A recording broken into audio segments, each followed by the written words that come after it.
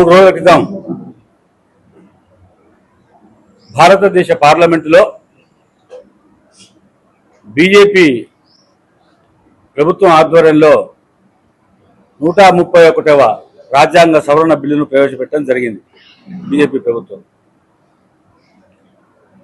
నిజంగా ఆ బిల్లు ప్రవేశపెట్టినప్పుడే తెలుసు బీజేపీ ప్రభుత్వానికి, నరేంద్ర మోడీకి అందరికీ తెలుసు ఈ బిల్లు పాస్ కాదు.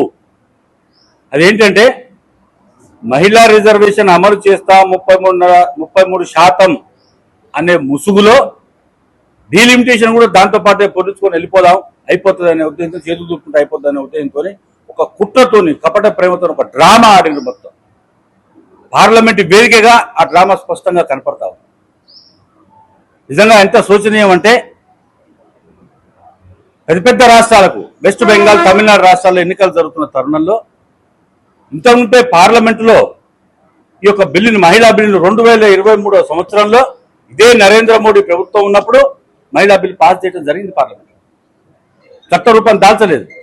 అది అవకాశంగా తీసుకొని ఈ ఎలక్షన్లు జరుగుతున్న వేళ ఆ రెండు రాష్ట్రాల్లో మళ్ళా ఓడిపోతున్నాం అనే అభద్రతా భావంతో మహిళల ఓట్లు కొల్లగొట్టాలి అని చెప్పి దుర్బుద్ధితోని మహిళా రిజర్వేషన్ బిల్ అని చెప్పి కొత్తగా ఇప్పటికిప్పుడే తీసుకొని వచ్చి చేయాల్సిన అగత్యం ఏందో బీజేపీ నాయకులు నాకు అర్థం కాలేదు.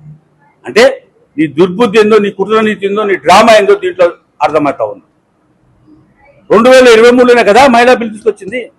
దాన్ని తీసుకొచ్చి మళ్ళీ ఇప్పుడు ఈ రోజు 2026 రోజున ప్రత్యేకంగా 3 రోజులు పార్లమెంట్ సమావేశం ఏర్పాటు చేసి దాన్ని చట్టం చేయాలన్నట.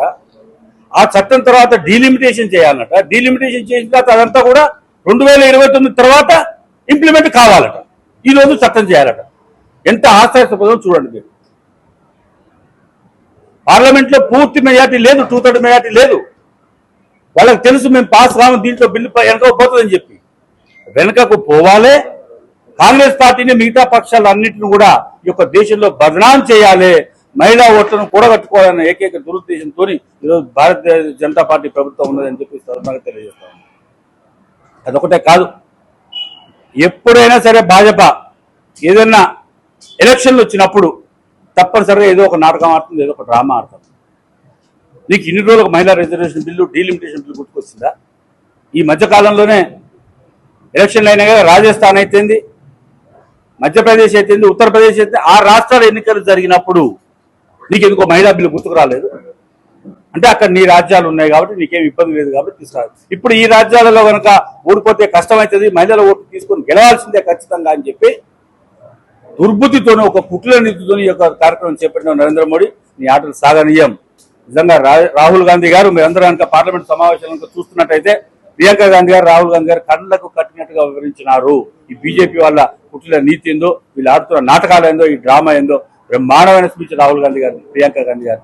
నిజంగా మనందరం కూడా రాహుల్ గాంధీ గారు తోడు ఉండి మన యొక్క దక్షిణ భారతదేశానికి ఎటువంటి అన్యాయం జరగకుండా మనందరం కూడా మన ముఖ్యమంత్రి రేవంత్ రెడ్డి గారు చేపడుతున్నటువంటి ఈ కార్యక్రమానికి, రాహుల్ గాంధీ చేపడుతున్నటువంటి ఈ కార్యక్రమానికి అందరూ వెన్నుదన్నుగా ఉండి ఎట్టి పరిస్థితుల్లో కూడా ఈ యొక్క డీలిమిటేషన్ జరగనిచ్చేది లేదు. మహిళా బిల్లుకు మేము వ్యతిరేకం కాదు. మళ్ళా చెప్తా ఉన్నాం. రాహుల్ గాంధీ గారు, ప్రియాంక గాంధీ గారు, కాంగ్రెస్ పార్టీ యావత్తు దేశం మొత్తం చెప్తా ఉన్నాం. రైట్, మీకు దమ్ము ధైర్యం ఉంటే బీజేపీ నాయకులారా నరేంద్ర మోడీ సవాల్ చేస్తా ఉన్నా, రేపు ప్రత్యేక సమావేశం పెట్టి రేపే ఓన్లీ మహిళా బిల్లు తీసుకురా, పాస్ చేయకపోతే అడగండి.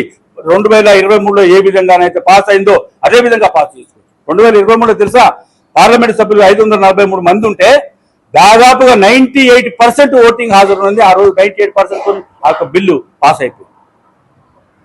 అదే రాజ్యసభలో 100% ఓట్లతో పాస్ అయింది.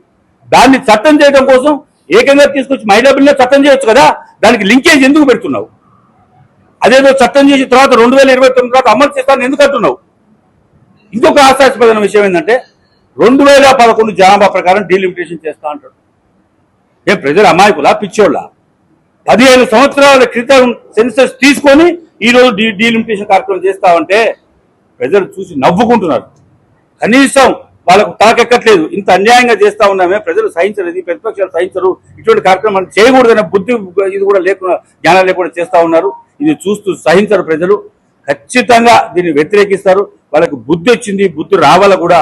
వీళ్ళు ఏమనుకుంటున్నారంటే ఆ బిల్లు వాపసు తీసుకున్నాం, మా పని అయిపోయింది అని అనుకుంటున్నారు. నిస్సిగ్గుగా, నిర్లజ్జగా పార్లమెంట్ లో ప్రవేశపెట్టిన బిల్లు వీగిపోతే ఏం చేయాలి తెలుసా? ఇంత ప్రతిష్టాత్మకమైన బిల్లు ఖచ్చితంగా నైతిక బాధ్యత వహించి బీజేపీ ప్రభుత్వం రాజీనామా చేయాల్సి ఉండే. తగరునమ్మా రాజీనామా చేయకుండా బిల్లు వాపసు తీసుకొని పైనుంచి ఎక్కడైనా బయటకు వచ్చి పార్లమెంట్ వేదిక కాకుండా బయటకు వచ్చి కాంగ్రెస్ పార్టీ మీద దుమ్మెత్తిపోతా ఉంది. ఈ మహిళా బిల్లు మేము తీసుకొస్తుంటే కాంగ్రెస్ పార్టీ నాయకులు అడ్డం వస్తా ఉన్నారు. కాంగ్రెస్ పార్టీ నాయకులు మహిళా బిల్లులకు వ్యతిరేకం అని చెప్పి ఇష్టం వచ్చినట్టు మాట్లాడుతూ ఉన్నారు. మీకు ఒక విషయం చెప్తా, మీరు ఒక విషయం చెప్పి నేను ముగిస్తాను. మహిళల మీద అంత ప్రేమ ఉంటే వీళ్ళు ఏం చేయాలి? ఖచ్చితంగా మహిళలకు వాళ్ళు ఇచ్చిన సీట్లు రిజర్వేషన్లు అవన్నీ కూడా చెప్పాల్సిన అవసరం ఉంది. వాళ్ళు పార్లమెంట్లో ఎన్ని సీట్లు ఇచ్చింది తెలుసా? వాళ్ళకు మహిళలకు